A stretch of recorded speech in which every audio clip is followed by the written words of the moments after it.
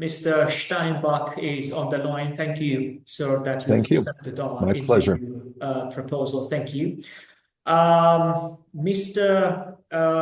Gerald Steinberg is the academic professor of politics at Bar Island or by Ilan?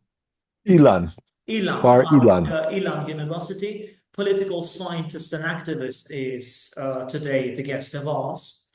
Again, thank you so much, sir.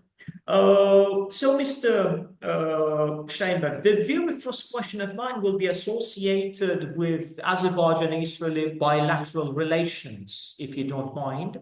So it's well known that the two countries have an exemplary relationships. Do you have any concerns that external forces may attempt to sow discord between the two nations? And what steps should be taken to further strengthen bilateral ties? As you said, there are strong connections. I was told recently there's something like 11 flights a week now that maybe that's still being planned, but there were before the war, there were flights almost every day between Tel Aviv and Baku. I've been on them. There are businessmen, there are high-tech people, there are security people that go back and forth. There are very well-documented reports of arms and military technology cooperation. Israel and Azerbaijan both live in very dangerous neighborhoods, and we both have to worry about Iranian aggression and also subversion, the proxies, the attempts to undermine both governments and security capabilities, terrorism. And of course, Azerbaijan faces the constant conflict with Armenia. There are reports of gradual progress towards some sort of agreement, but it's still an ongoing conflict.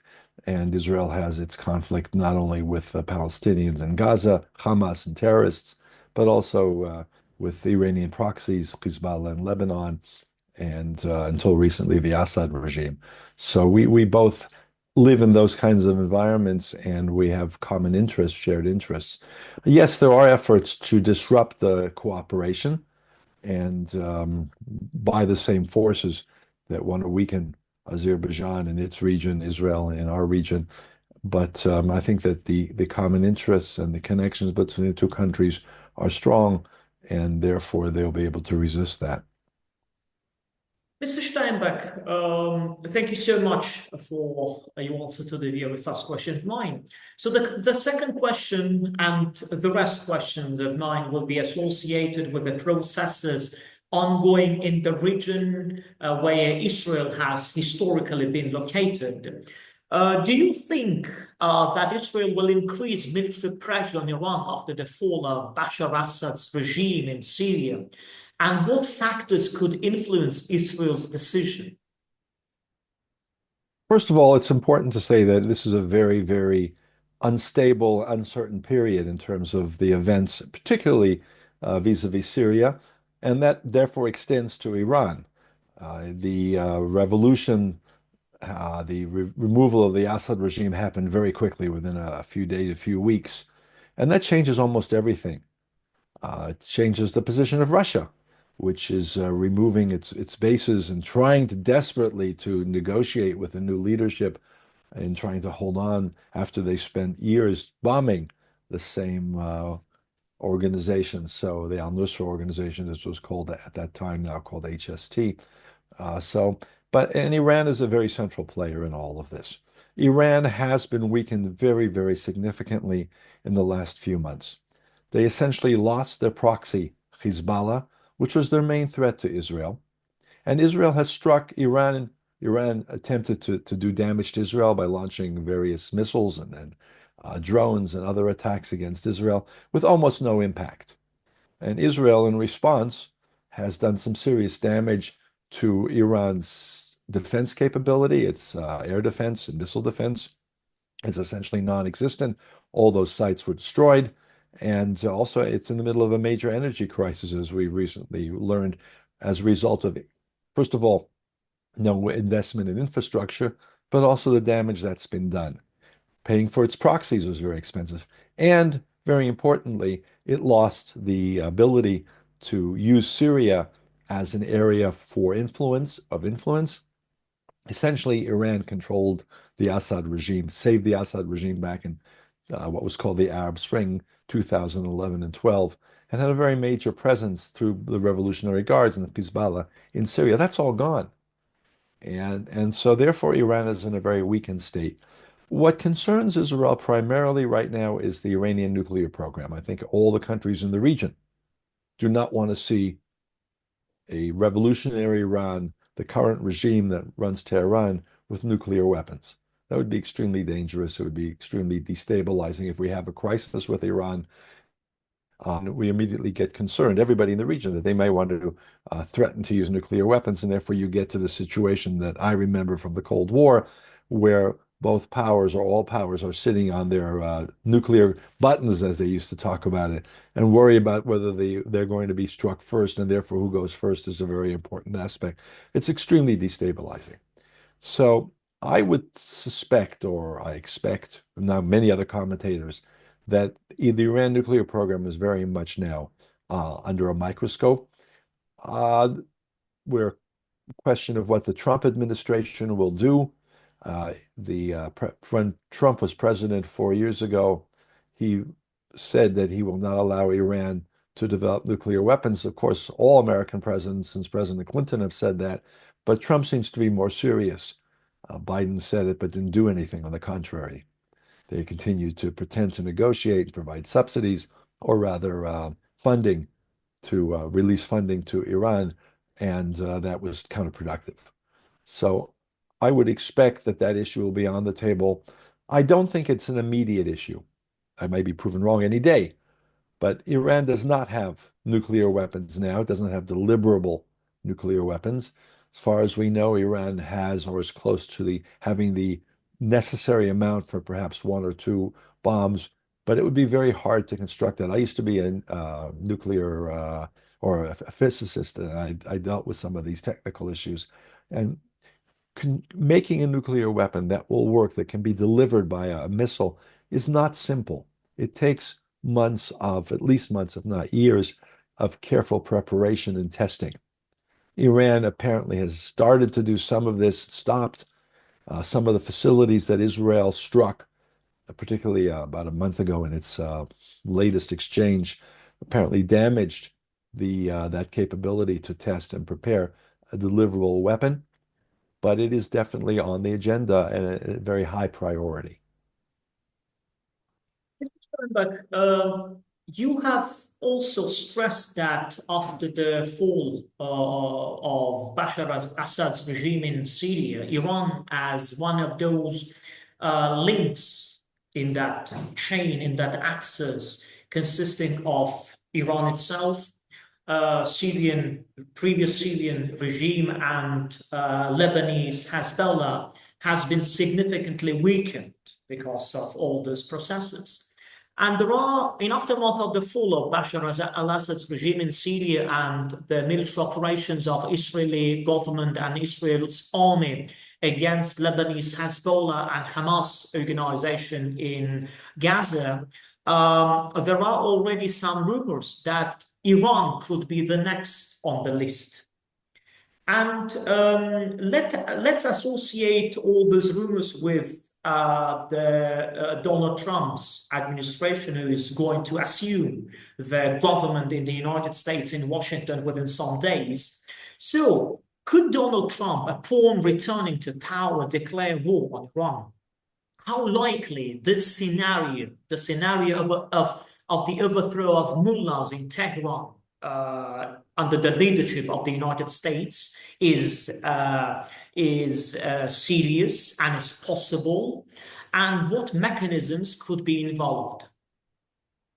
I'm always hesitant to predict the future. It's much harder to predict the future than it's still difficult even to explain the past. And we just had this a month ago or 2 months ago. If somebody would have said, well, the Assad regime will fall and this al-Nusra group will take control, and Turkey will have a major role in Syria, and Israel and Turkey will have to find a way to cooperate in the future. That was, everybody said, well, you're dreaming. So we don't, predicting the future is difficult. I'm going to say a few words, some of the aspects that we can look at and expect to see in the Trump regime or the Trump administration as clues to what their policies might be. First of all, let's look at the appointments that Trump made almost immediately within the first week, I think, or two after the election. Trump appointed a number of very significant American actors that are known for the term is hawks. They are not Democrats who try to negotiate with the regime in Iran, but rather they have a very strong views on what should be done and have spoken very strongly about the need to stop Iran's nuclear program. So the Secretary of State, the National Security Advisor Walt, others are in a position where they will have direct influence working with Trump. So that is a more aggressive posture, a more realistic political posture. And they will take this issue very seriously. They already said that they're planning to do that. That's on the one hand. On the other hand, Trump is known for talking about the need for reducing the American role around the world, for not being the world's policeman. The term that's often used is isolationism. I'm not sure how different that is from Biden. Biden, in his first few months, removed the American forces from Afghanistan for much of the same reasons. So, but I think Trump has a more instinctive approach to being cautious about the use of force. Now, having said that, we know that under Trump, Soleimani was assassinated, the main Iranian architect of all the proxies and all the strategic activities that Iran was doing in the region. That was a very bold move, and Trump apparently didn't hesitate to take that action. So we have a combination of all of these factors, and it's very difficult to predict.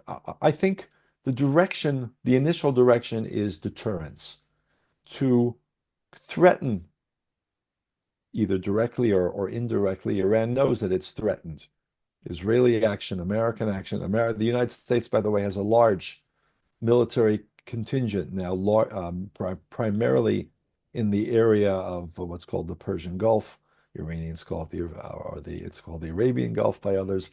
Just in that area of Iran and all the Gulf states and Saudi Arabia, the United States has a very strong naval presence, and as it does also in protecting shipping against the Houthi forces. The Americans did strike the Houthi forces recently in Yemen in a strong move, and also the Israelis did. And the Americans also have at least 2,000 troops on the ground in Syria and operate military aircraft from Syria. So the United States has the capability directly in the region. It's also got these long-term bombers, the B-52s that are still active, the B-2s, the B-1s, all of that could be used against Iranian targets. And they have been moved around, they've been flown in order to send messages. We could do this if we make that decision. Therefore, the messages to the Iranian regime: you are weakened. You should not, don't mess with Donald Trump. Don't mess with the Make America Great Again. And it is possible. And I'd say there's a precedent for this. And I'm very cautious. I don't consider myself to be an Iranian expert. If I look at strategic issues, they're more general. But we saw that back 20 years ago, after the United States basically invaded Iraq and removed the Saddam regime and Saddam and his sons, the Iranian regime, took steps back. They seemed to, at least for a short period, freeze their nuclear program, and they sent very cooperative signals that they were interested in working out in negotiations, and that eventually led to this ridiculous agreement that was reached only about 13 years later. But that was the beginning of that process. So it is possible that Iran will now try to appear to be a cooperative regime that is looking for stability and willing to work with the maybe not directly the United States, but perhaps with Europe. We've already seen that the what's called the troika of the three main European strategic powers, Britain, France, and Germany, have already started a dialogue or reopened a dialogue in Tehran. So I think that it is possible that Iran will take steps, whether they will be enough to get the Trump administration to also agree to let the process develop in a diplomatic way. That is one of the open channels, one of the possibilities.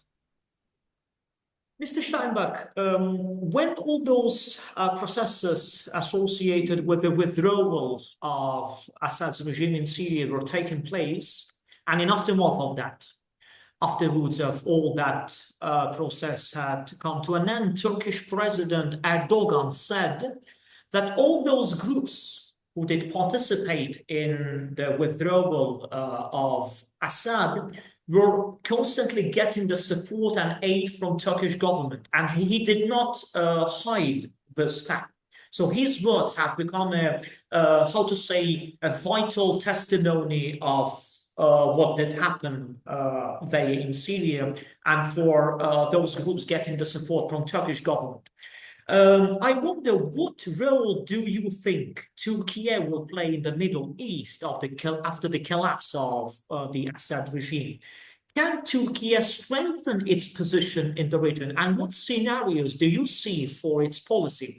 By the way, I would also like to recollect the words that were said by Donald Trump nearly 1 month ago, that Turkey's leader Erdogan is a very strong man and is fulfilling a very wise policy in sake of Turkey's international and national political interests. I think Turkey has been and even much more strongly now emerged as one of the two major powers in the region. Certainly in this part of the Eastern Mediterranean, uh, including very much the events in Syria. Turkey is closely allied with and did assist the dominant forces. Now, there are other forces in Turkey that they have to deal with and decide how to work into the broader mix, or they maybe defeat militarily, although I think that's going to be difficult. Those are the Kurdish forces. But I think that Turkey clearly is the strong power, and Israel is also uh, very much involved, at least in the area, the border area, southern Turkey, which could be a threat to Israel if that was taken over by what was the Al Qaeda and ISIS type forces. So there's a lot of different forces involved. The Americans, of course, are involved. Europe sent a high-level delegation to Damascus to try to develop a relationship. Everybody wants stability. That is clear, except for some of the smaller groups, the terror organizations on the margins. And Turkey is the key, in my view, and I think in many experts' views, to stability in Syria. There are opponents that, again, the Kurdish issue comes up. I think that the policies and the view of Turkey as the source of stability is extremely important. I want to add one other aspect. Turkey is a member of NATO, and sometimes that's forgotten. That means that they have direct involvement and access. And yes, there are tensions, but they are still members of NATO. They are very important as members of NATO in terms of their position in the region. Israel is a cooperating partner with NATO, and I've been to meetings where Turkish representatives are also there, and we have very common views of the importance of stability, so that large-scale terror attacks like ISIS are not allowed to develop out of now Syria. And so I think the Turkish government, Erdogan, are in positions to really set the framework. And NATO is part of that process. And Turkey will certainly take the lead in terms of NATO policies. America's part of NATO, Canada's part of NATO. So it becomes a much more international framework. And therefore, this process creates limits, for instance, on countries like Russia and Iran to step back in, to try to step back in to find some small group of armed fighters, terror groups that could disrupt the process of stability. And part of it, of course, depends on the way in which the new Syrian leadership decides to proceed. Are they going to be looking primarily for stability, or are they going to turn into another Taliban type country like Afghanistan has become? I think all those questions are open, but everybody will be watching. And as has been the case since at least 2011, almost every power in the region has some role to play in Syria, or at least sees itself as a player. And again, I think Erdogan and Turkey are in the driver's seat. They will very much determine how these things develop, um, basically, if they decide that's the role that they want to play. So, Mr. Steinberg, you have also spread that there are two strong states and two serious powers in the region of Middle East, Turkey and Israel. So, how do you assess the future development, improvement, and development of relations between these two countries, Israel and Turkey, and mainly in the context of the changing geopolitical situation in the Middle East, and are there new strategic alliances possible between these two countries? The history of Turkish-Israel relations is extremely complicated. It's gone through many different ups and downs, and I think that's not surprising for a number of reasons. They're common interests. There are also lots of points of potential conflict, and those will continue to exist. The strategic cooperation, very intense strategic cooperation between Israel and Turkey, took place over a number of years in the 1980s, most of the 1990s, throughout the 1990s, because both both countries were threatened by radical Islamist and Arab organizations and countries. And so that Turkey very much worked with Israel, relied on Israeli military technology to upgrade its armed forces, and Israel benefited a great deal from the cooperation with Turkey. There were joint military maneuvers, there were Air Force maneuvers and practice sessions for jointly responding to threats throughout the region, sources of instability. Then we had a period that began, I would guess, close to 15, 18 years ago, of decreasing relations. Gradually, more conflict. And when you have two powers in a smaller space that have their own interests, then they generally you'll see conflict. And there was also conflict over, excuse me for a minute, Erdogan established himself as a supporter of the Palestinian cause. Palestinians, particularly Hamas, was an increasing threat to Israel, as we saw 14, 15 months ago, a major attack, unprecedented. So there was conflict and tension. But I think now we've seen return to some cooperation. And by the way, it's important that even in the greatest periods of tension, a lot of angry words were exchanged. At one point, the Israeli president was not allowed to fly his plane back from a meeting in Europe back over Turkish airspace. And so there were a lot of symbolic differences and conflicts. But the relations always continued. There was always important economic connections that never really broke off. High tech back and forth was also part of that. And so I'm optimistic that with the need to cooperate and the two major powers dealing with Syria, and that's also, I think, it's Turkish-Iran relations have also gone through ups and downs. But to the degree that Iran is seen as a competitor in the region to Turkey, then that will also increase the cooperation with Israel. So I don't expect a very rapid change in the atmosphere between Ankara and Jerusalem, between Erdogan and Netanyahu. I do think that the less visible cooperation, strategic cooperation, is likely to increase in order to stabilize the developments in Syria. Thank you so much, sir. Thank you for your time and for your important and deep insights and valuable thoughts that you have shared with us. Thank you Thank very you. much. Thank you so Enjoyed much. speaking Thank to you. you. See you.